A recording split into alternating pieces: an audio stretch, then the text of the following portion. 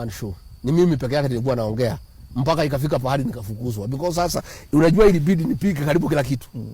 Sasa nikaonekana kama nuisance.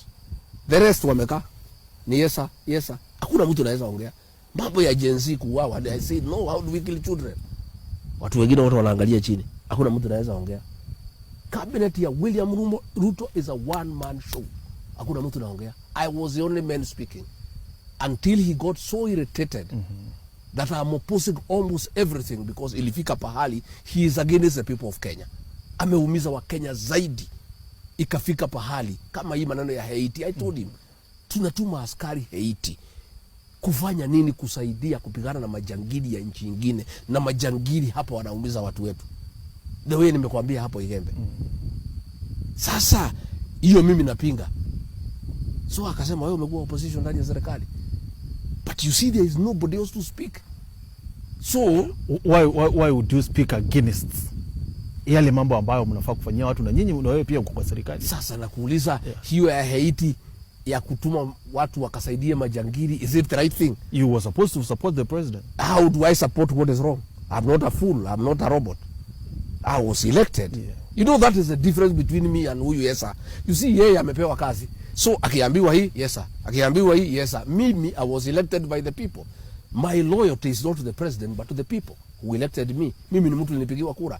So mimi lazima nikiona ile mtu alinipigia kura anafinywa, nasema hapana.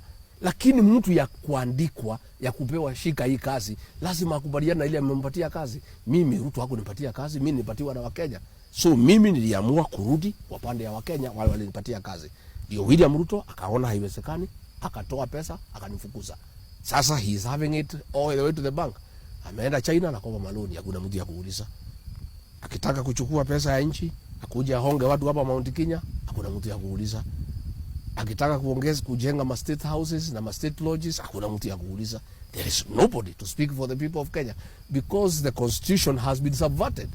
The constitution said a deputy president is elected, so that at least in cabinet there is one person who can say no, because all the others amewapatia kazi. But the framers of the 2010 constitution were very clever people. At least they needed somebody who has the mandate of the people, who can stand in cabinet and say no to the excesses of an autocratic president. But you see now that he has... Hiyo ni kazi ya minority side. No, in cabinet.